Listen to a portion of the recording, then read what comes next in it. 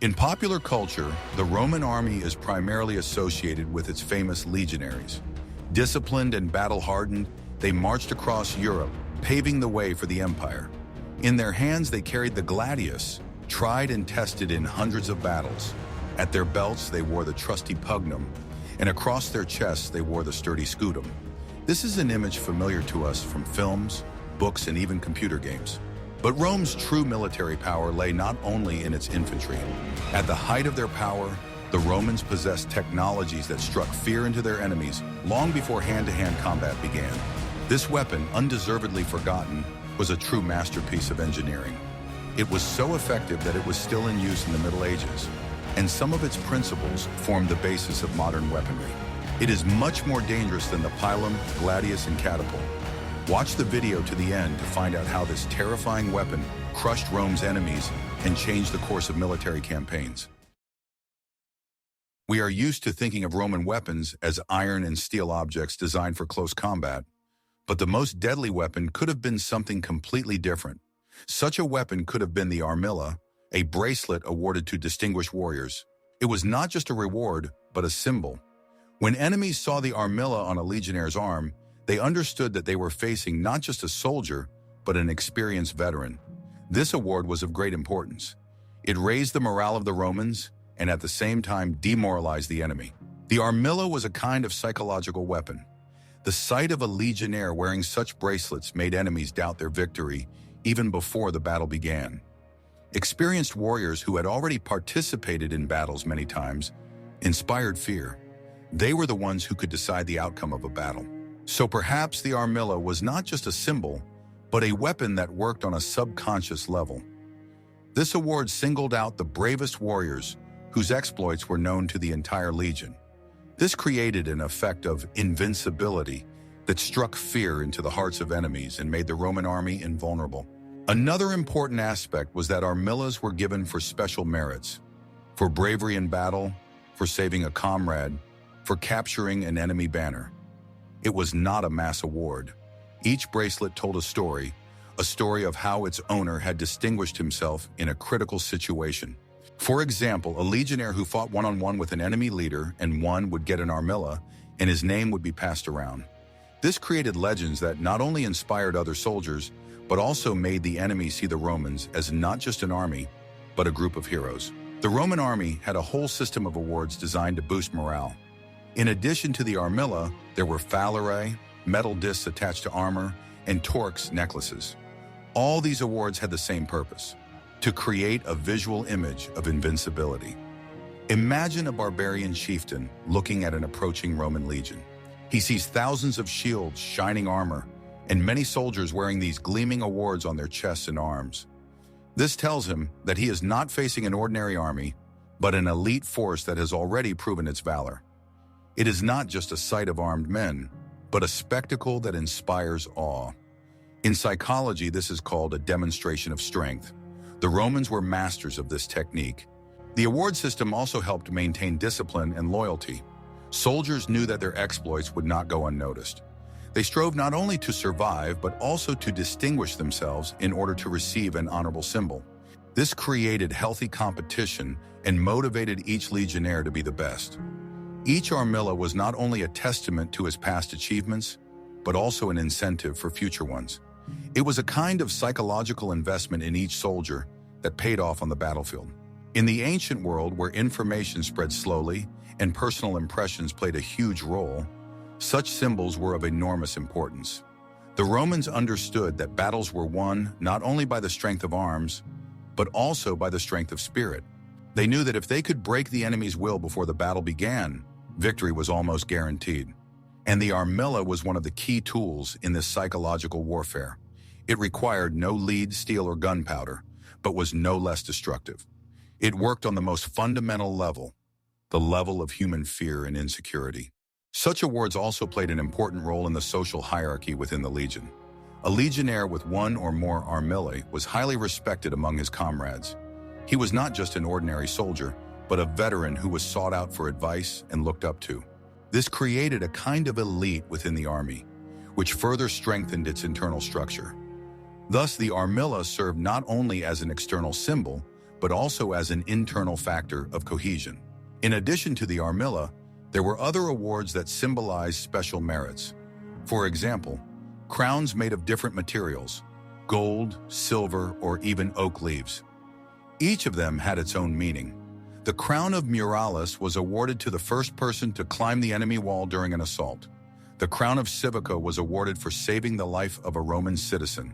These awards were even rarer and more prestigious than armillae and served as the highest recognition of valor. However, it was the mass production, accessibility, and visual simplicity of the armilla that made it such an effective tool. It was understandable to everyone, both the Romans and their enemies. What other award do you think could have been used as a psychological weapon in the ancient world? Write about it in the comments. Roman legionaries were known for their discipline and strict order, but they had one weapon in their arsenal that was ideal for unusual situations. It was a plumba, a short arrow with a weighted lead tip. Several were carried, attached to the inside of the shield. At first glance, it looked like an ordinary throwing weapon, but its design made it incredibly dangerous. The lead tip gave the plumba momentum and stability in flight. It flew farther and more accurately than a regular dart and could even pierce thick armor. It was used in close combat when enemies were already within reach. The plumba was a surprise that no one expected. When the enemy thought the battle would be fought with swords, they were suddenly struck with a blow that could knock them out of action. It was a weapon that required skill and dexterity from the legionary. Unlike the pilum, which was used once at the beginning of the battle, the plumbata was a weapon of continuous action. Each legionary could have up to 5 such darts attached to the inside of his shield. This allowed him to inflict damage on the enemy without engaging in direct combat and to keep his distance. This was especially important when the enemy was trying to break through the formation. A legionnaire could throw a pluma to weaken an attacker and then finish him off with a sword. Thus, the pluma became not just a weapon, but a tactical tool that allowed the legionnaire to control the course of the battle. The secret to the plumbata's effectiveness lay in its simplicity and versatility. It could be used in various situations: in defense, during an attack, in the field, and even in urban combat. Thanks to its compact size, it did not hinder the legionary during marches or restrict his movements in battle. It was a weapon that was always at hand, ready for use at any moment. The plumbata was a perfect example of how the Romans knew how to get the most out of minimal resources.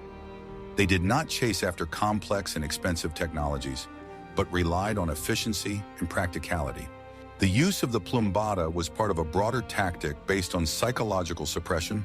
When the enemy saw Roman legionaries standing in tight formation suddenly start throwing something at them that easily pierced their armor, it caused panic and confusion.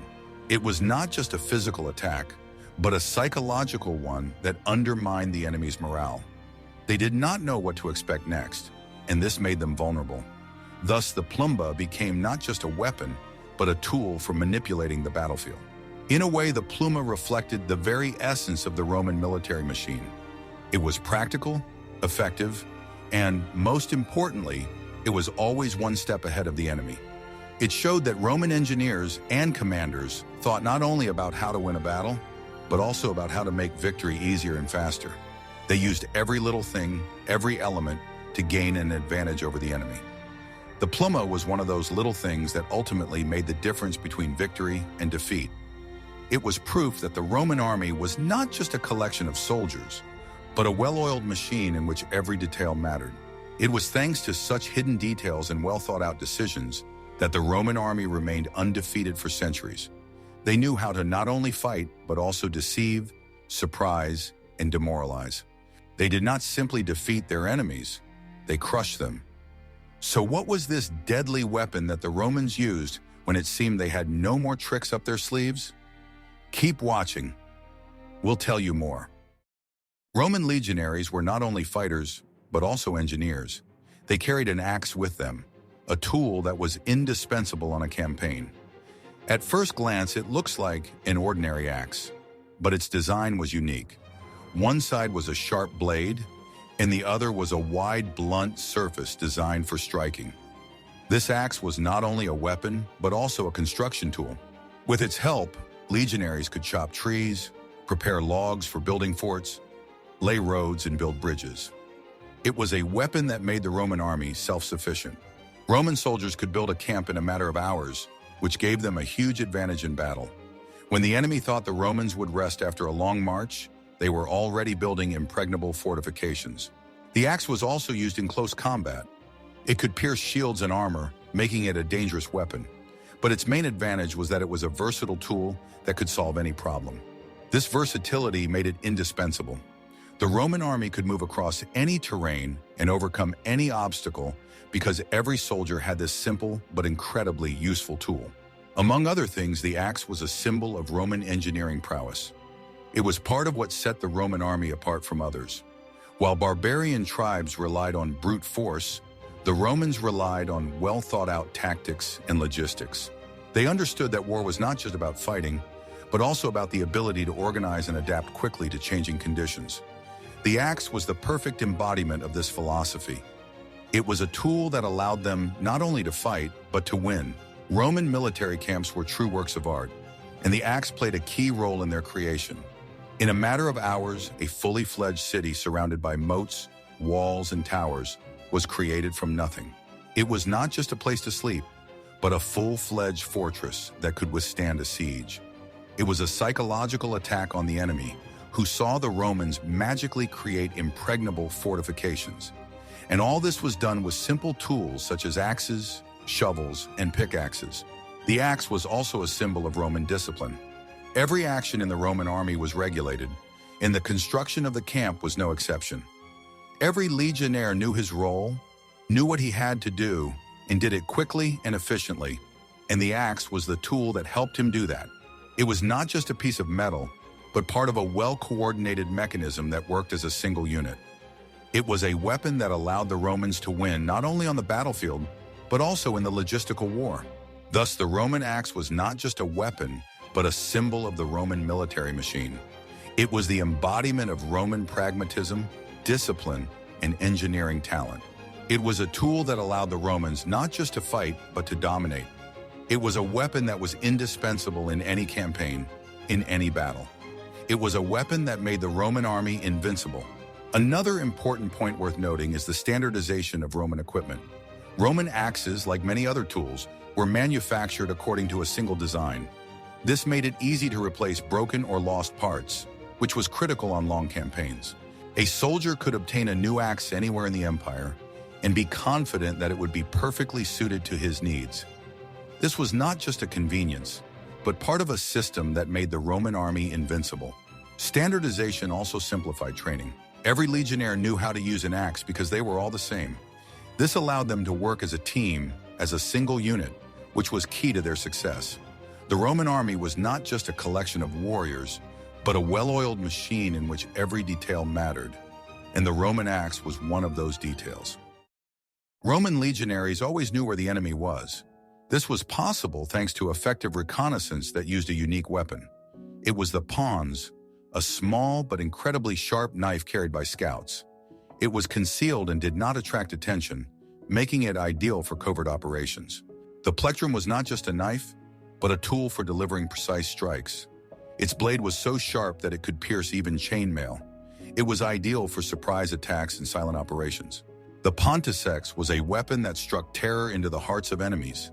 The sight of a wound inflicted by this knife caused enemies to panic and lose their fighting spirit. It was a weapon that worked on a subconscious level.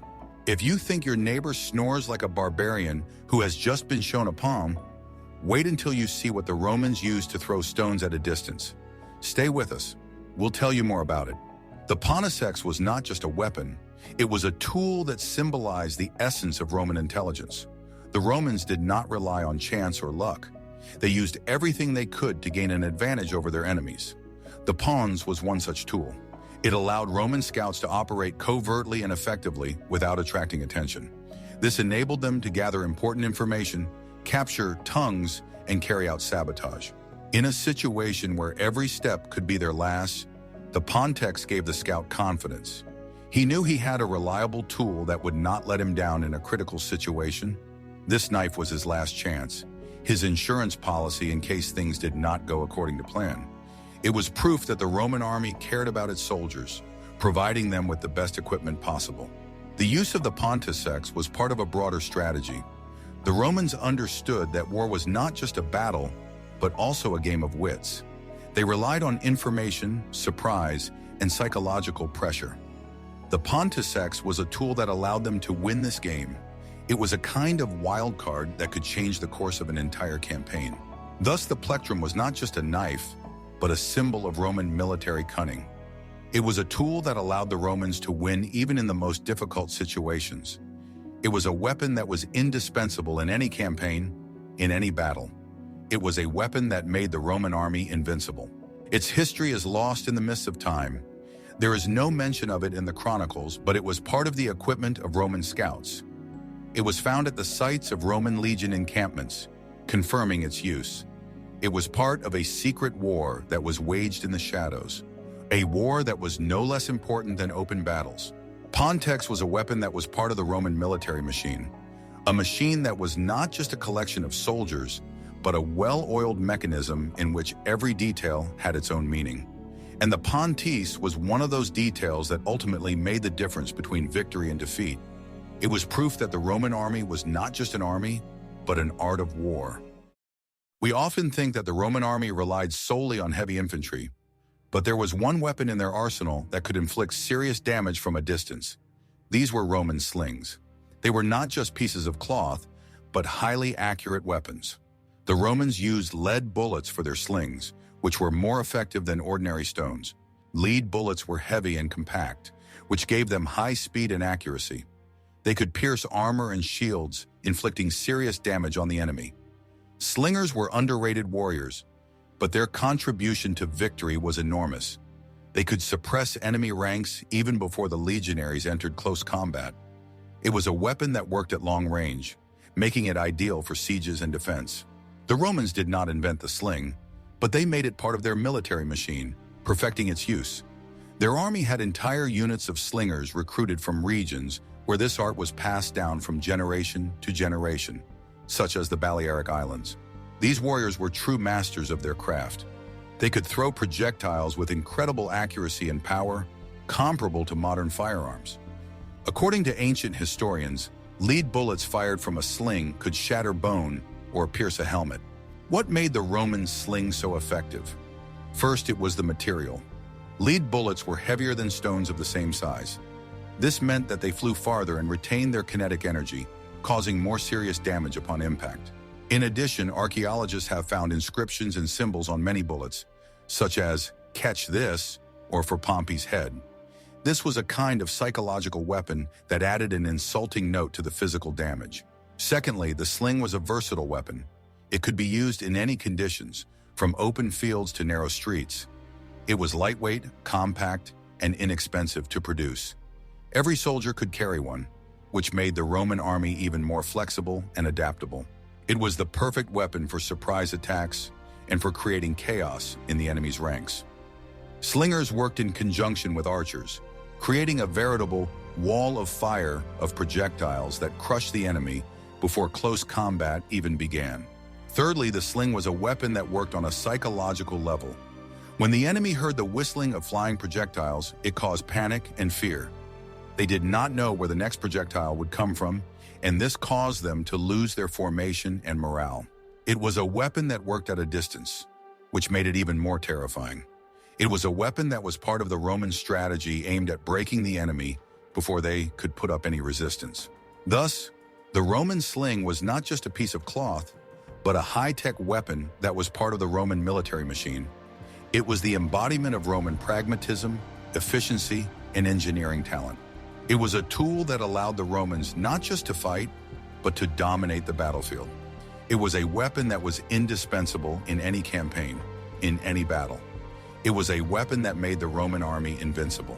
Another important detail that makes Roman slingers unique is their training. As mercenaries or specialized auxiliary troops, they trained from childhood, perfecting their skills. Roman sources mention that they could throw projectiles with such accuracy that they could hit a target the size of a coin. This accuracy was achieved not only through years of practice, but also through the standardization of the projectiles themselves. Lead bullets were of uniform shape and weight, which ensured a predictable trajectory. In addition, the Romans used bullets of different weights to adapt to different conditions. For example, lighter bullets were used for long-range shooting, while heavier ones were used to pierce armor.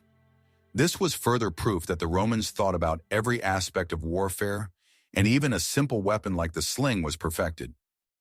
Roman siege engines were known for their power, but there was one weapon in their arsenal that was specifically designed for storming walls.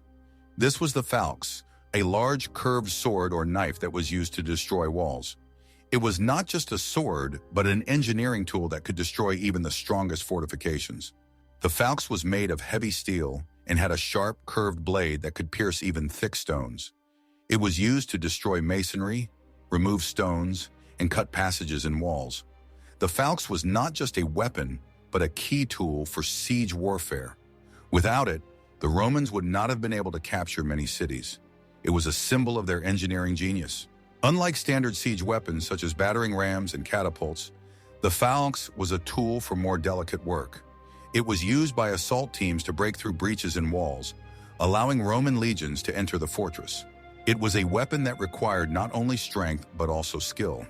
Soldiers had to know how and where to strike in order to destroy the masonry without injuring themselves. Thus, the falx was a tool for professionals who were as skilled with stone as they were with a sword. The use of the falx was part of a broader tactic. The Romans understood that a siege was not just a game of attrition, but also an engineering challenge. They relied on well-thought-out approaches rather than brute force. The falx was the perfect embodiment of this philosophy. It allowed them to bypass impregnable walls that seemed insurmountable. It was a kind of lockpick for cities that refused to surrender, and that made it one of the deadliest weapons in the Roman arsenal. In addition, the falx was used not only to destroy walls, but also to demoralize the enemy. When the defenders of a fortress saw the Romans easily destroying their walls, it caused panic and despair. They realized that their fortifications, which had seemed so reliable, were powerless against Roman ingenuity. It was a psychological weapon that worked on the most fundamental level, the level of human fear and insecurity. The falx was also a symbol of Roman military efficiency. The Romans did not waste time and energy on pointless assaults. They studied their enemy's weak points and struck precisely at their target. The falx was a tool that allowed them to do this.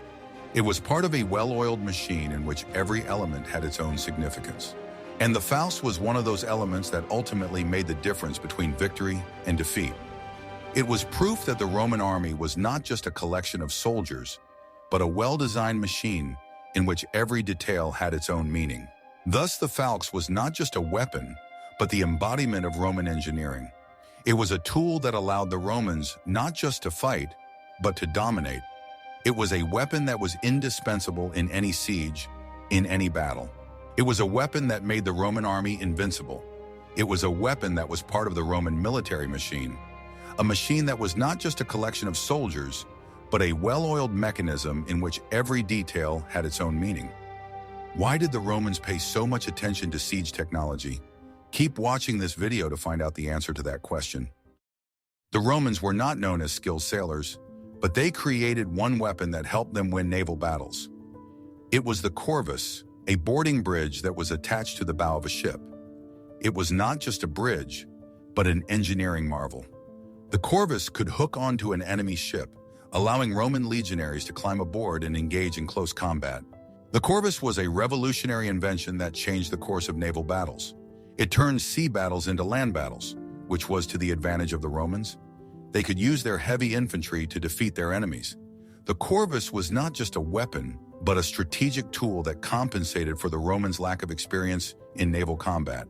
The history of the corvus begins with the First Punic War, when Rome faced the naval power of Carthage. The Carthaginian fleet was far superior to the Roman fleet in terms of experience and tactics. The Romans realized that they could not win in a classic naval battle, where the ram and maneuverability played a major role. So they turned to their main advantage, heavy infantry. They decided to turn a naval battle into a land battle, and the corvus was the perfect tool for this. The corvus was a wooden bridge about 1.2 meters wide and up to 11 meters long. It was equipped with a heavy iron beak at the end, which, when dropped, dug into the deck of the enemy ship, firmly securing the bridge. The bridge was mounted on a hinge at the bow of the Roman ship, and could be raised and lowered using a block and tackle. When an enemy ship approached, the Romans lowered the corvus and their legionaries crossed over to the enemy's side, where they could use their superiority in close combat. This invention completely changed the tactics of naval battles.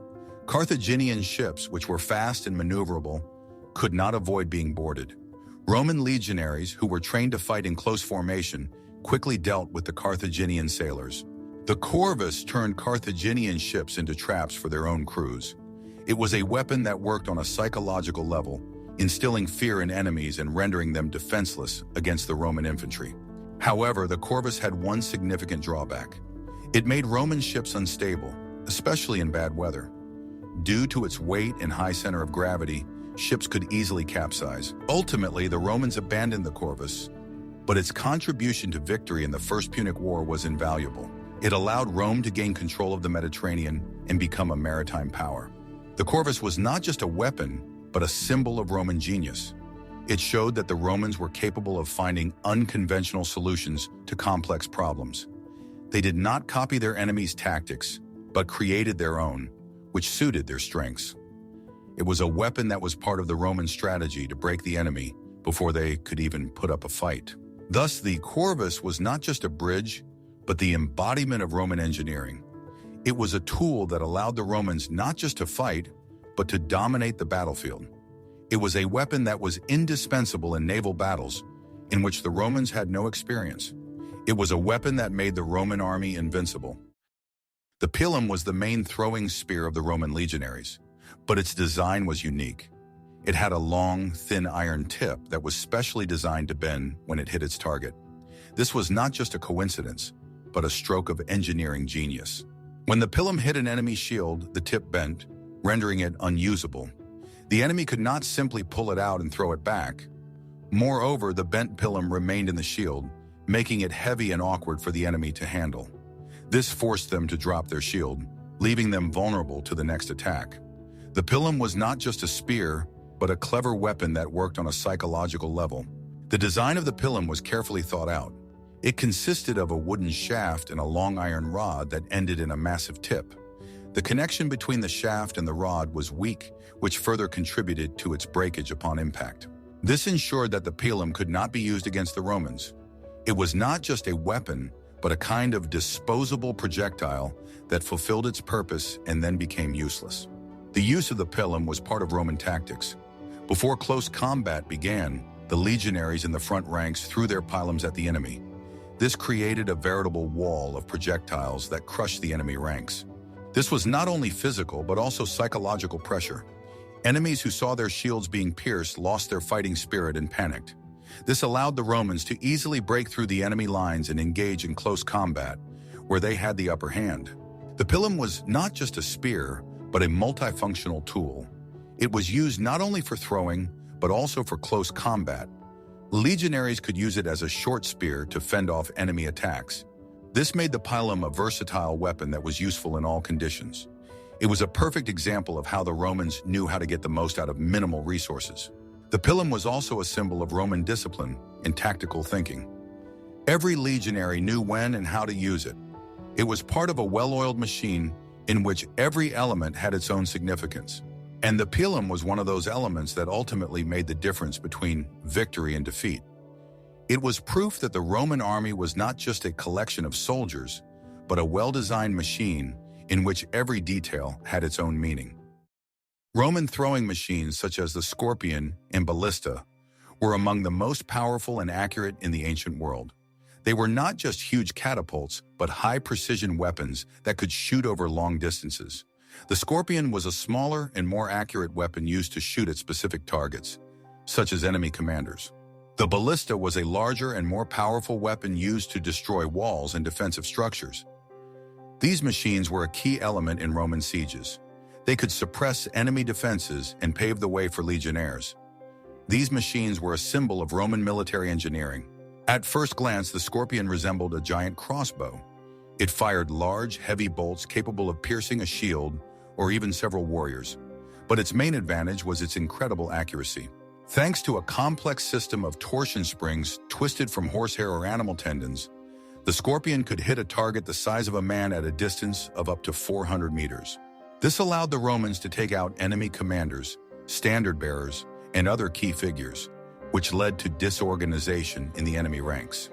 The scorpion was the perfect weapon for sniper attacks, and its use was a real psychological shock to enemies who were used to more primitive methods of warfare. Unlike the scorpion, the ballista was a weapon of mass destruction. It fired not only huge bolts, but also stones that could weigh up to several dozen kilograms. Its power was so great that it could easily destroy part of a wall or tower. The ballista was mainly used during sieges when the Romans tried to break through enemy fortifications. It was a key element in the tactics of Roman engineers, who knew how to calculate exactly where and with what force to strike in order to achieve maximum effect. The ballista was a symbol of Roman power and relentlessness. These throwing machines were not just weapons. They were the result of years of research and development aimed at making the Roman army invincible.